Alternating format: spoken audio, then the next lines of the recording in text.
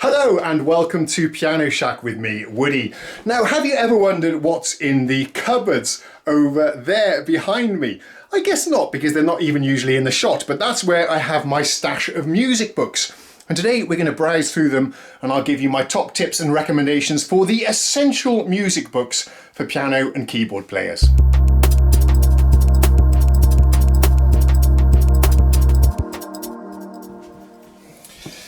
Okay, so in here then we have the mandatory poker set from 2000, and then right at the back we have a whole line of music books here as well, a whole stack of music books. And over here actually, sorry for banging into the mirror, over here actually we have a whole load of drawing books as well. That's another one of my interests. Not so good at that one though, but perhaps at the end of the video I can show you my sketches. Oh, I'll show you my sketches. But let's get these music books out. I'll put them over on the desk there. We'll get the overhead camera set up and I will give you a quick tour of my favourite music books.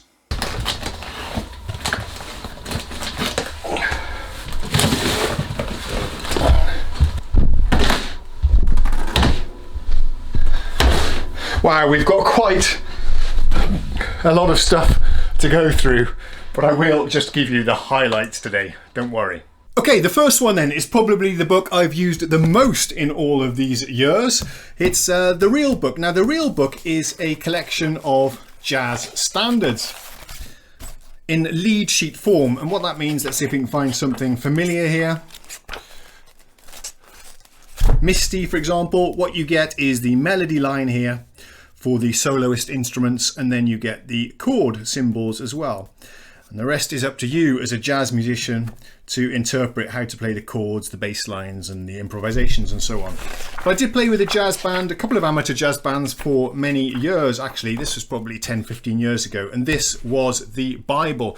There are many real books available. I'll show you some of the other ones a bit later on, but this is the one you need to have. This is the original real book from the 50s or the 60s that's been reprinted. It was out of print for a little while, but now it's back in print again. I highly recommend you get this. It's a superb reference material. All of the most important jazz standards are included in this book. Let's move on. We have a lot of ground to cover. Then here I have one of the Dr. John books. Here we go. There's three of them. This is a trilogy that I have over here. And these three together then, Volume 1, Volume 2, Volume 3. These are the quintessential learning material for New Orleans piano, blues piano, as taught by Dr. John, who very sadly recently passed away. Now these are pretty advanced books, and they do come with a CD as well, somewhere, yeah, at the back there. Each of them comes with a CD. The only thing is with these, they are quite advanced. Dr. John just tends to sort of say, oh, this is how you play it. Then he plays something really, really advanced. But you do have, in many cases, the sheet music for some of these, but it can be a bit tricky to follow because some of them are in pretty awkward keys, E flat, A flat, and so on. So the sheet music is kind of hard to read. But the most enjoyable thing I think about these particular books is just listening to the CD, listening to Dr. John perform, and listening to his words of wisdom. He's not only playing the pieces, he's sharing his experiences and thoughts, and a lot of the history of the most important New Orleans jazz musicians are on this. So yeah, highly recommended. For the sort of more intermediate to advanced players, can't recommend this one highly enough. I've learned so much from this, and Dr. John is one of my inspirations. Okay, the next one, also one of the crucial books that you need to have. Not just for playing jazz piano, but for playing any genres really, is this one. This is the Essential Jazz Piano book by Mark Levine. This is the one that gets the absolute most highest ratings on Amazon and the various forums and so on. A superb reference material to work through. Now I've made my way probably about 20% through this book.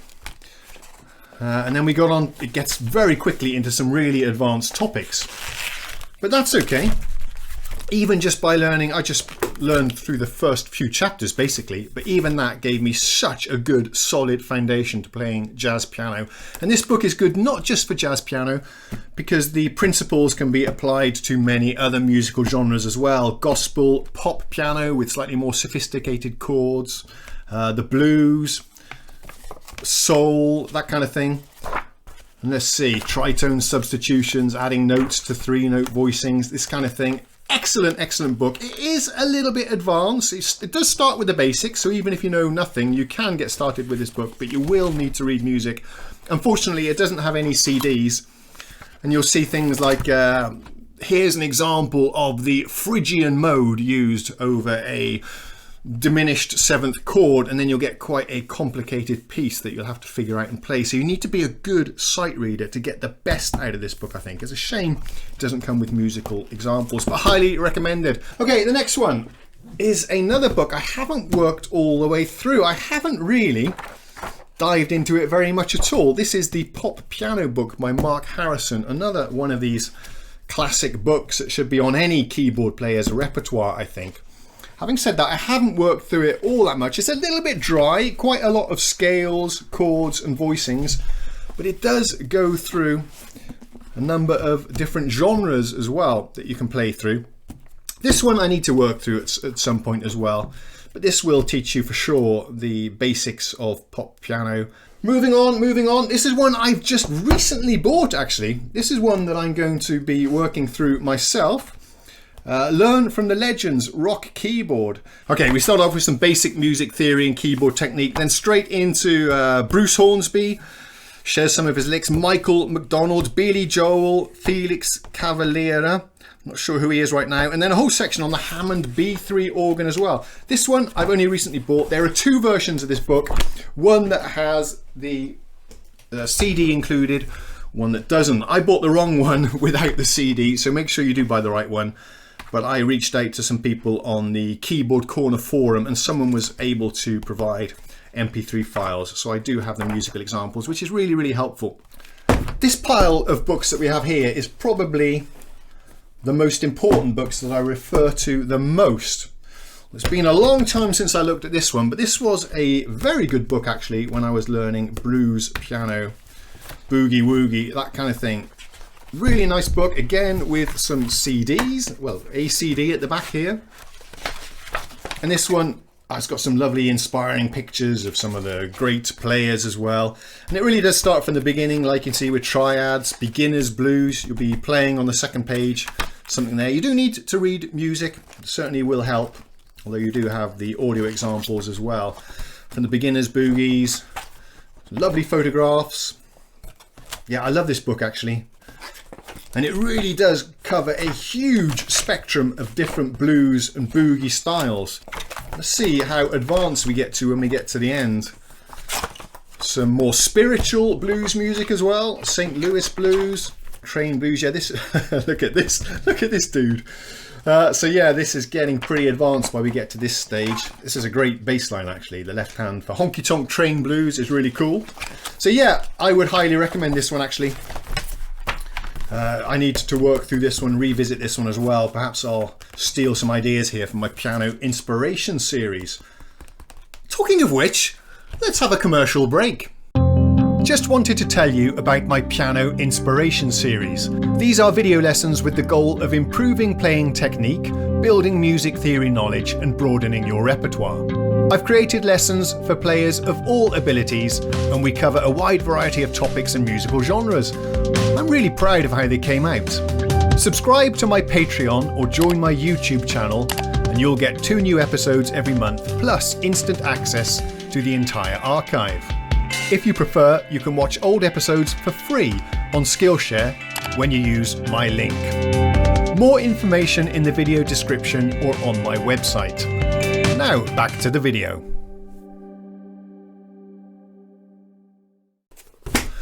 Thank you so much for sitting through the advertisement there. Your support is very important. This is my only form of income, so I really do appreciate your help. Thank you so much in advance. And I'm really proud of the Piano Inspiration Series. It's shaping up to be a really good resource for you keyboard players. Okay, 1,000 keyboard ideas.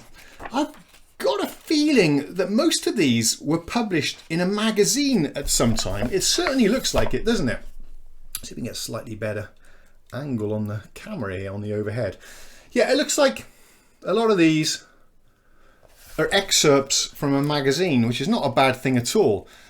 1,000 different creative ideas to build your repertoire, your voicings, add some licks and riffs to your trick bag, which is always a really good thing.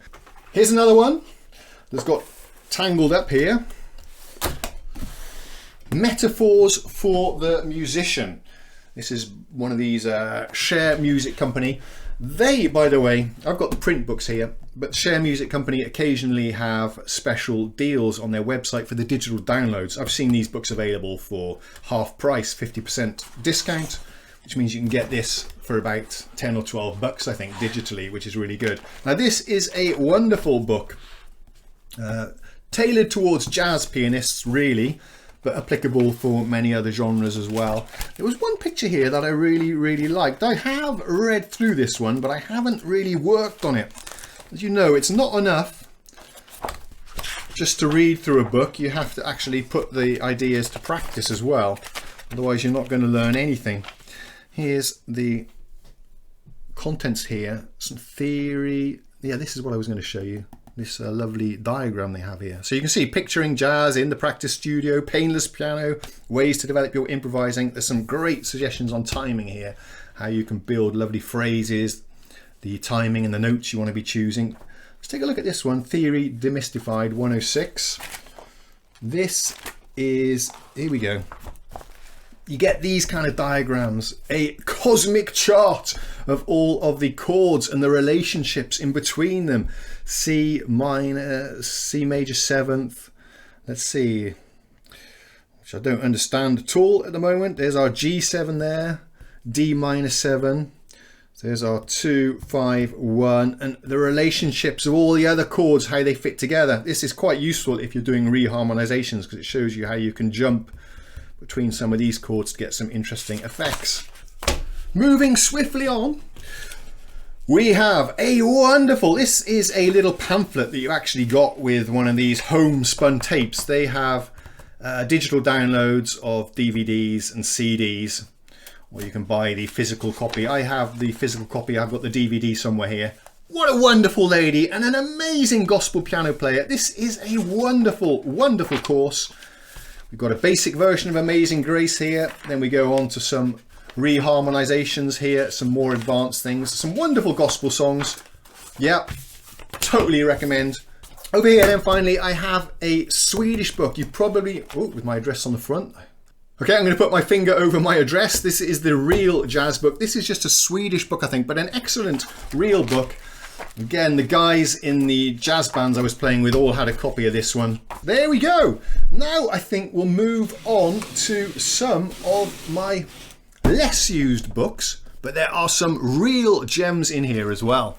Okay, let's go quickly. I've got some classical stuff here.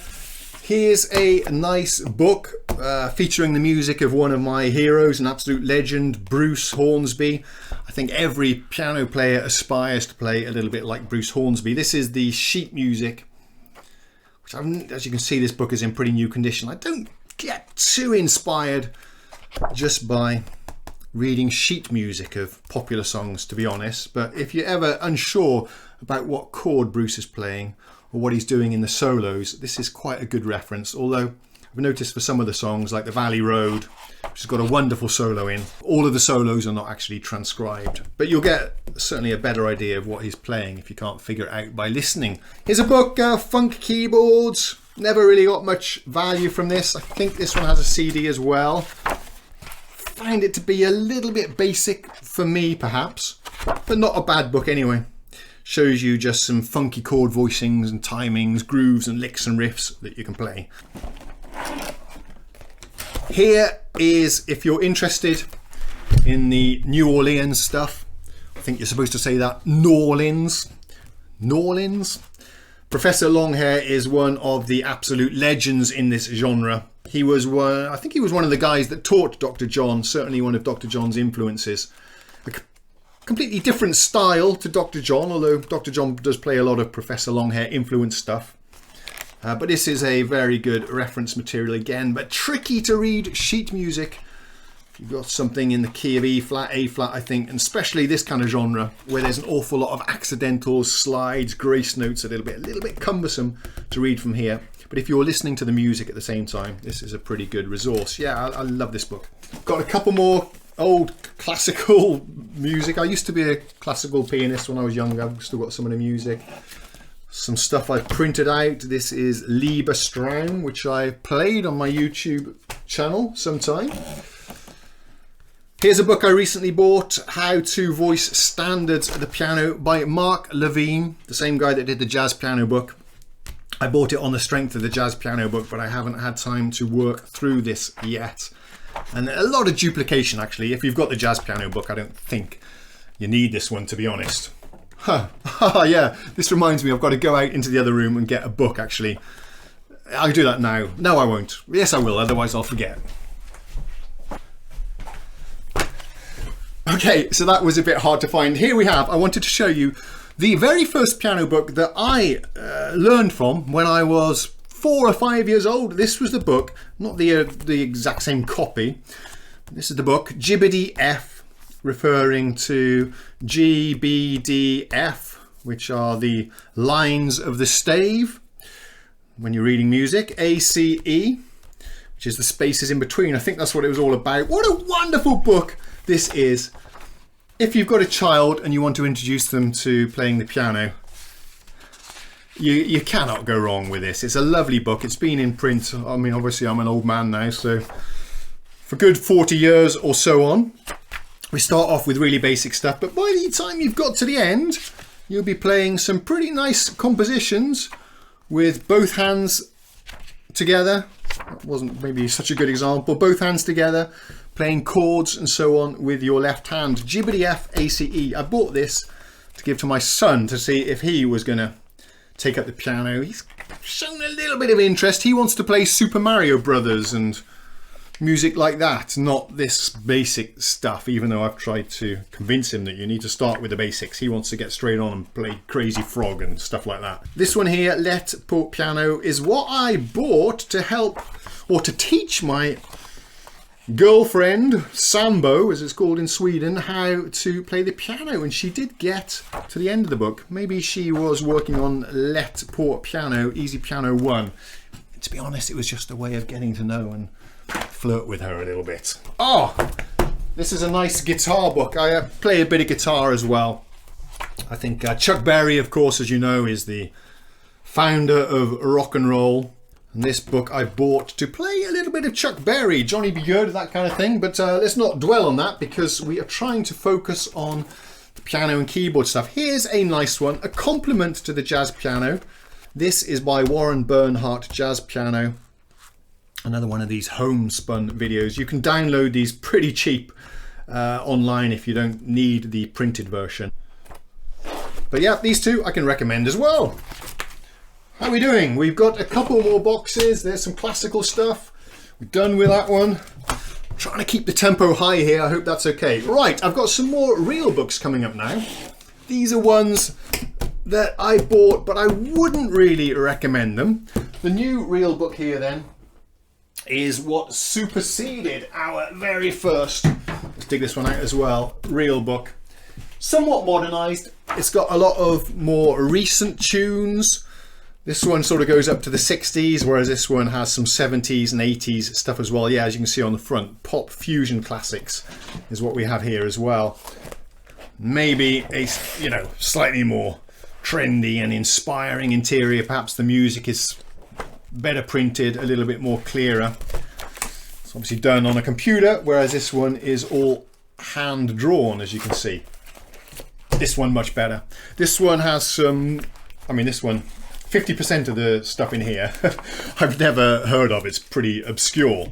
But the other 50% is a gold mine. Whereas this one has got a lot of stuff that I've never heard of. No idea what it is, and lacking a little bit on some of the real jazz standards. So it's nice to have if you can get a digital download of this one at a good price. Then we have a nice another New Orleans. This is quite fun because you're getting an idea of the kind of music and styles that I've played over the years. And what we have here is about 20, 25 years of music books, maybe going back even further than that in some cases. New Orleans piano legends. We have stuff here by Fats Domino, James Booker, Professor Longhair, of course.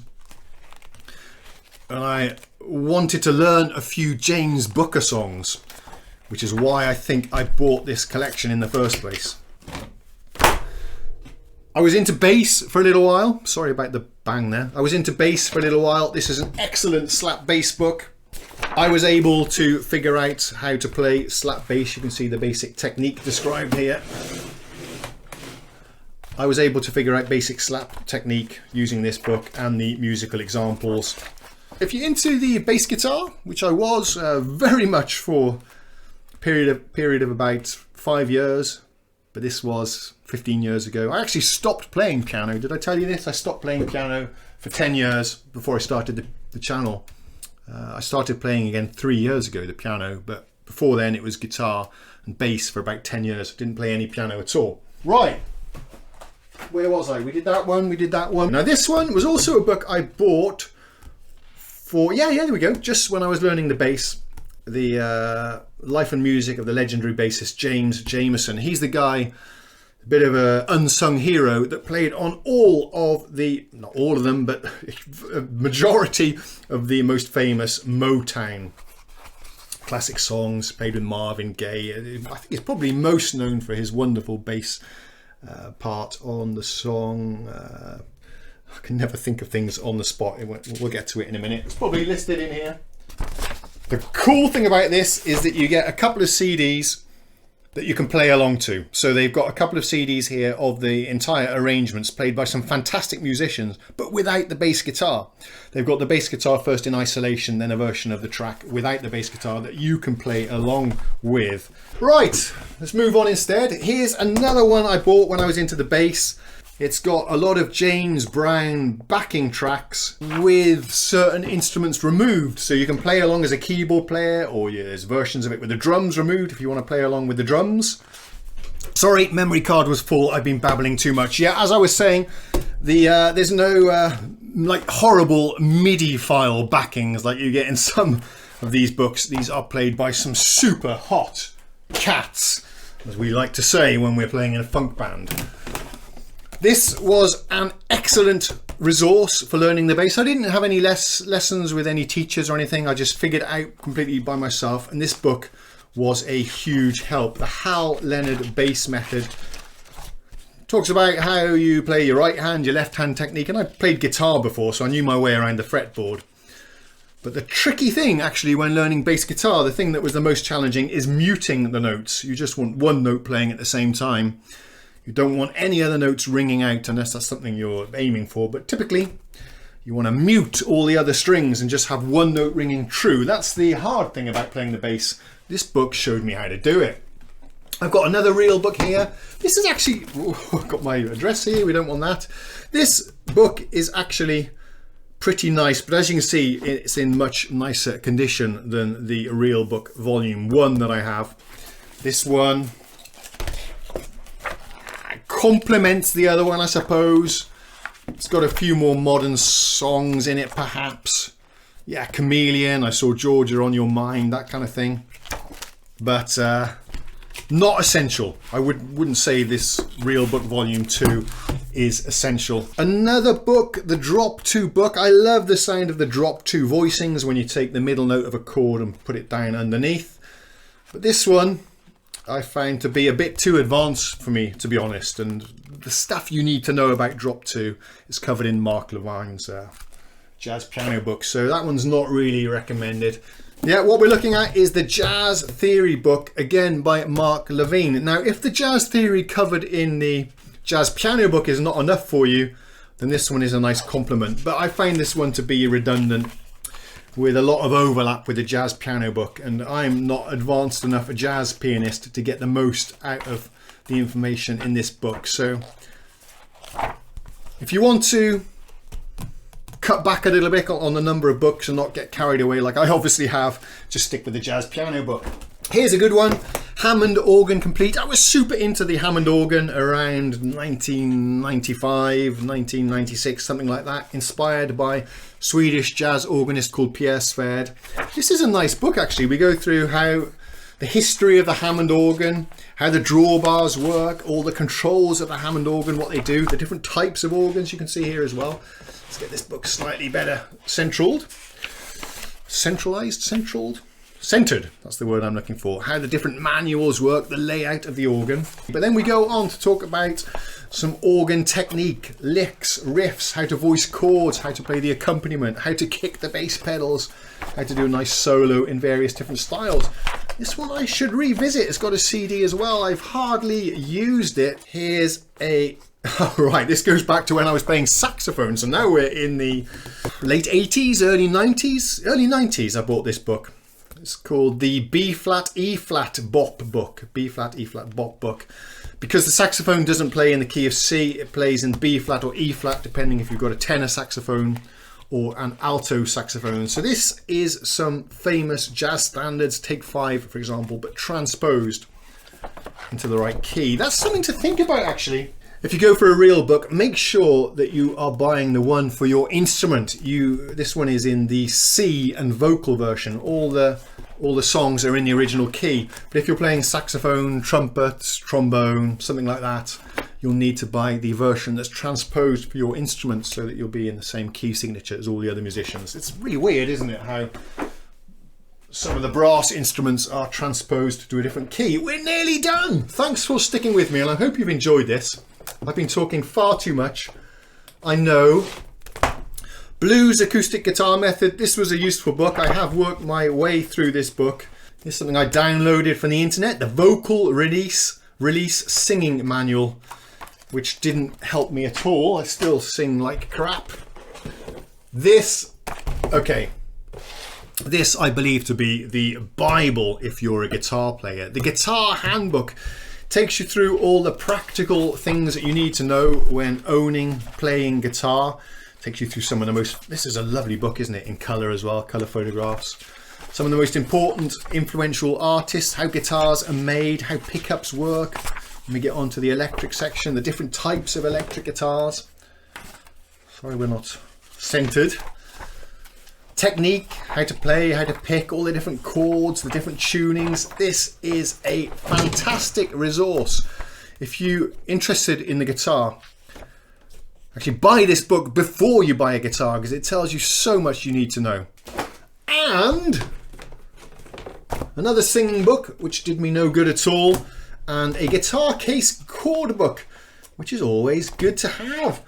And that was it. So basically my top recommendations are the Jazz Piano Book by Mark Levine, which we have here, that one there. Definitely check that one out. And if you're remotely interested in blues, jazz, spiritual stuff, yeah, Dr. John covers that as well. I can't find the third one, but these are the ones you need to be checking out. Yeah, the value I got from these books is just unmeasurable. I learned so many techniques, riffs, and improved my playing no end with these books alone. Dr. John, the Jazz Piano, Mark Levine. Thanks very much for watching this. Once again, we've talked a little bit about how much I've spent on all of these books, but I would re-emphasize that it's not all about the gear. You should be investing just as much money on your education. I mean, gear is fun, it does make you sound good and all that kind of thing, but the best way to improve your music, make better music and sound better at the keyboards, synth or the piano is to invest in some music education. Buy some books like I did, go visit a teacher, or invest in one of the many online courses. I have one myself. Let's just remind you about my piano inspiration series. That's all for today, guys. Thank you very much for watching this. I hope you enjoyed it. I thought it was a lot of fun to make, hopefully, and hopefully many of you have watched through to the end. Let me know. Is there a piano book that you recommend that you think I should be checking out, or that any of my viewers should be checking out? Please do leave a message down in the comments. I really look forward to reading them. Thanks for watching, liking, subscribing. I'll see you again soon. Cheerio.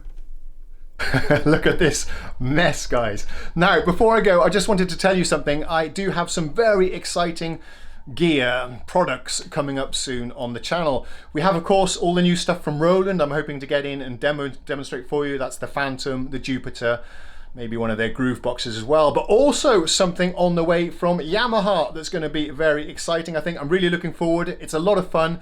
It'll be their flagship PSR instrument, the newly released SX900. That's on its way. We're going to be trying that out soon. And also a keyboard, not a synthesizer, but a keyboard from a boutique manufacturer that's going to be really interesting. Something completely new for the channel, but I know a lot of you are going to really enjoy it. So that's what's coming up. Again, I'll see you again soon. Cheerio. Another false ending, sorry. I realized as I was assembling the footage that I forgot to mention that I am an Amazon partner. So if you do want to buy any of these books, then you can use my affiliate links for Amazon.com and Amazon.co.uk. Cost you nothing extra, but I do get a little bit of commission. Thanks very much for your support. Oh, one more thing. I found this joke book as I was going through the cupboard there by Tim Vine. Here's a couple of jokes just to close off the video. This is okay. I don't like my hands. I always keep them at arm's length.